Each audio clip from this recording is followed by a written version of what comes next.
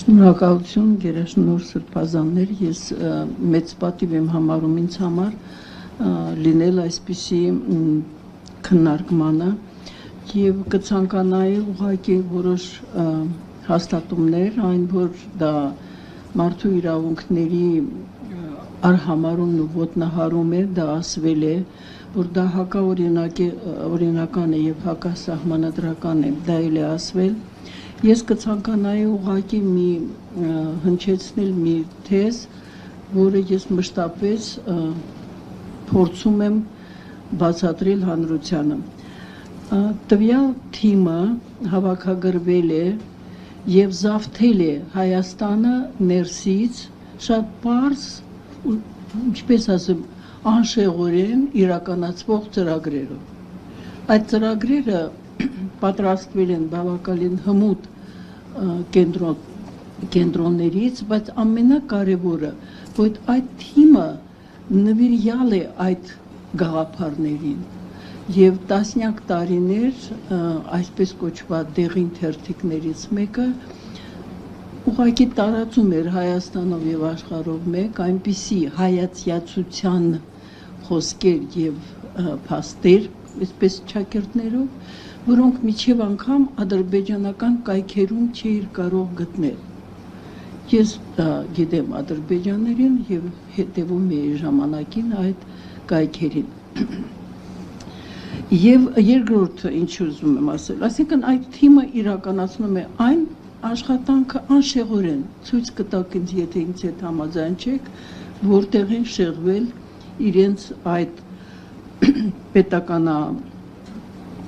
պետությունը քանդելու եւ հայությունը ոչնչացնելու այդ ծրագիրը։ Հիմա ես այ երկրորդին եմ ուզում ասել։ Ես համոզմունք եմ միշտ հայտնել, որ այս թիմը սպասարկում է եւ շատ անգամ նախաձեռնում է այնպիսի քայլեր, որոնք որ ուղղակի համապատասխանում են թուրք-ադրբեջանական հայերի հանդեպ ցեղասպանական քաղաքականությանը։ Եվ էլի եթե կան մարդիկ, ովքեր կարող են մերժել դա, ես սիրով կլսեմ։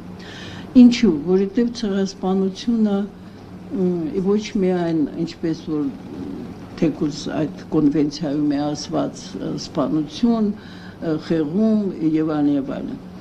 Նիդերլանդական ցեղասպանական դպրոցը ասում է, որ կոնվենցիայում նկարագրված այն թե ինչ է եզրույթը ցեղասպանությունը, ավարտում է այնտեղ, որտեղ սկսվում է իրական ցեղասպանությունը։ Այսինքն չի արտացոլում ինքնության ոչնչացումը, այդ ցեղի ինքնության ոչնչացումը։ Եվ այստեղ այս ելույթներից ես շատ չխոսեմ, լավ երևում է, որ թիրախավորված է հենց հայերի, հայության, դա ոչ միայն պետությունը քանդելու ծրագիր է, դա հայությունը ոչնչացնելու, ցեղասպանելու ծրագիր է իրականացվում։ Եվ վերջինը ես ընթերցեմ, որ համոզված եմ այն ինչ որ այստեղ ասվեց, ինչպիսին է քաղաքականությունը Թուրքիայի եղել դարեր շարունակ։ Մեջբերում անեմ միայն մի հեռագրից, որտեղ որ նշվում է, չասեմ ում կողմից եւ ում, բայց գրված է, որ շարունակելով խաբել հայերին եւ այլ եվրոպացիներին, այսպես կոչված խաղաղասիրությամբ, մենք պետք է անընդմեջ ձգտենք նրան, թույլ տվեք ռուսերեն կարդամ, чтобы уничтожить Армению политически и фактически։ Եվ այդ նպատակով անհրաժեշտ է, որ Ադրբեջանի իրավունքների պաշտպանության պատճառաբանությամբ օկուպացնել ամբողջ Հայաստանի Հանրապետության, Հայաստանի ամբողջ տարածքը եւ այդտեղ այնպիսի ժամանակավոր սահմաններ հաստատել, որ հնարավոր լինի ամեն անգամ միջամտել Հայաստանի պետական ներքին գործերի մեջ, պատճառաբանելով, որ մենք պաշտպանում ենք մուսուլմանական փոքրամասնության իրավունքները եւ շարունակ զինաթափենք հայերին եւ զինենք թուրքերին։ Դա բերված է Յուրի Բարսեղովի հայտնի գործերից մեկում, այդ հերագիրը արդեն նրա բացվել է,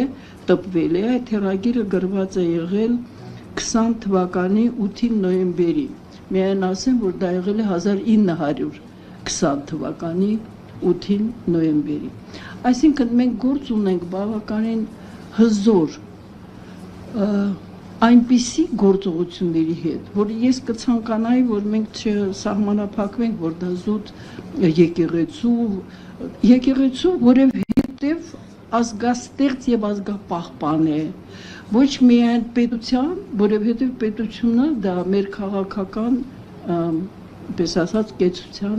նշան է, այլև ֆիզիկապես եւ ոչ միայն Հայաստանի Հանրապետությունում, այլ ամբողջ հայության ցեղասպանությունը աշխարհագրություն չի ճանաչում։ Այդ պատճառով ես կցանկանայի, եթե հեղինակները հնարավոր են գտնում, անպայման այդ թեզը, այդ գլխավոր նպատակը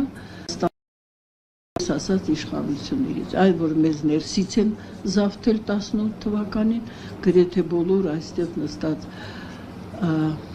անձինք տարբեր ձևերով արտահայտել են իրենց հոդվածներով, գրագրումներով եւ այլն։ Ես այսքանը, ես կարծում եմ, որ մենք պետք է պես չխորշենք հստակ ձևակերպումներից, թե ինչ նպատակ է սպասարկում այս իշխանությունը, այն է սպասարկում է եւ կրկնում եմ շատ անգամ նախաձեռնություն ցուցաբերելով թուրք ադրբեջանական հայերի հանդեպ ցեղասպանական ծրագրերի իրականացմանը։ Շնորհակալ եմ։